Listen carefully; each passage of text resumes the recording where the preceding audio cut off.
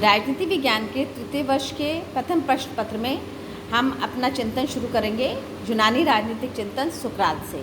यद्यपि आपके प्रश्न पत्र में जो पहला विषय दिया गया है वो दिया गया है प्लेटो के राजनीतिक चिंतन से, लेकिन चूंकि प्लेटो को सुकरात का शिष्य माना गया है और माना गया है कि सुकरात के राजनीतिक दर्शन का गहरा प्रभाव प्लेटो के राजनीतिक चिंतन में है, इसलिए मैं संक्षेप में एक बार सुकरात के मूल सूत्र के बारे में आपको थोड़ा सा स्पष्ट करना आवश्यक समझती हूँ। सुकरात का मूल वाक्य जो बहुत ही प्रसिद्ध है, प्रसिद्ध उक्ति है उनकी कि सद्गुण ही ज्ञान है और ज्ञान ही सद्गुण है।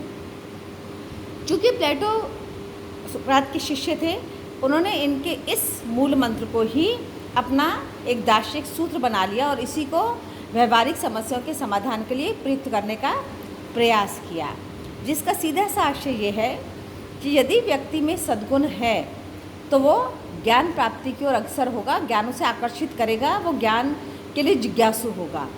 और यदि व्यक्ति में ज्ञान की पिपासा है तब स्वतः ही वह सद्गुणी होगा, सद्गुणों की अवहेलना नहीं कर सकता है।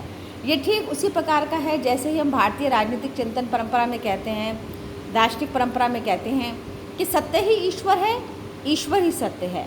अर्थात यदि आपने सत्य को प्राप्त कर लिया तो आप स्वतः ही ईश्वर तक पहुंच जाएंगे, और यदि आपने ईश्वर को प्राप्त कर लिया तो आप स्वतः ही सत्य तक पहुंच जाएंगे। ठीक उसी प्रकार यदि आप सद्गुणी हैं तो आप ज्ञान की ओर अग्रसर हो जाएंगे, और अगर आप ज्ञानवान हैं तो आप स्वतः ही सद्गुण की ओर प्रवृत्त हो जाएंगे। तत्कालीन ग्रीक नगर राज्य छोटे छोटे नगर राज्य थे, जिसमें एथेंस और स्पार्टा उनके मूल नगरों के रूप में राजनीतिक चिंतन में उनकी समस्याओं को प्रतिबिंबित करते हैं। प्लेटो ने यह माना कि इस सूक्ति के आधार पर आदर्श राज्य एवं आदर्श मानव के द्वंद्व को स्पष्ट किया जा सकता है। अर्थात आदर्श मानव कौन? जो अच्छा है, जो सद्गुणी है, जो ज्ञानवान है। तो जो ज्ञानवान है, जो अच्छा है, जो सद्गुणी है, वही क्या बना सकता है? आदर्श राज्य बना सकता है। तो प्लेटो की अपने आदर्श राज्य की एक संकल्पना प्रस्तुत करते समय उन्होंने इन दोनों के बीच में समन्वय स्थापित करने का प्रयास किया। अर्थात अच्छा राज्य वही जो अच्छे व्यक्तियों से बना हो, आदर्श राज्य वही जो आदर्श व्यक्तियों से बना हो। तो आदर्श मानव कौन होगा? यहाँ प्लेटो सुकरात की परंपरा का विश्लेषण करते हुए आते हैं और सद्गुण की व्याख्या करते हैं। सद्गुण की व्याख्या उनके अनुसार सद्गुण कौन सा है? जो ज्ञान पर आधारित है। और ज्ञान क्या है? जो आप में किसी उस विशेष कौशल को प्रतिबिंबित करता है जो आप में प्रकृतिदत्त है, जो आप में प्राकृतिक रूप से विद्यमान है।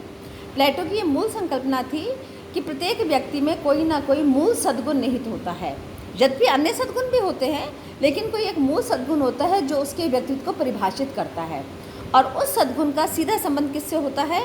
कौशल से होता है। लेकिन इस कौशल को परिष्कृत करने के लिए क्या चाहिए होता है? प्रशिक्षण चाहिए होता है।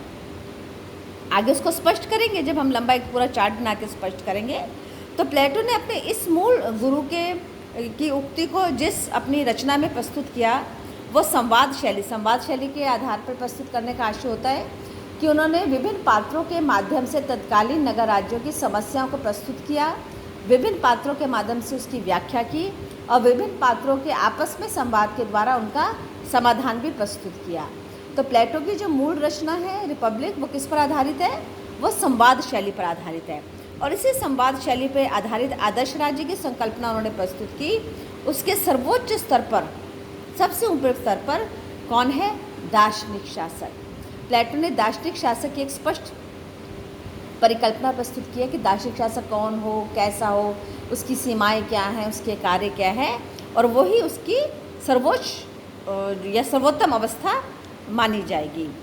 वस्तुतः समाज एवं व्यक्ति के संबंध को, समाज एवं व्यक्ति के समन्वय को स्पष्ट करने की सुकरात की जो दार्शनिक परंपरा थी, उसको रिपब्लिक में आदर्श राज्य की अवधारणा के रूप में प्लेटो ने प्रस्तुत करने का प्रयास किया है, और व्यवहारिक रूप से नगर राज्यों की समस्याओं का विश्लेषण किया है, जिससे कि उन्हें स्पष्ट किया जा सके या उनका समाधान निकाला जा सके।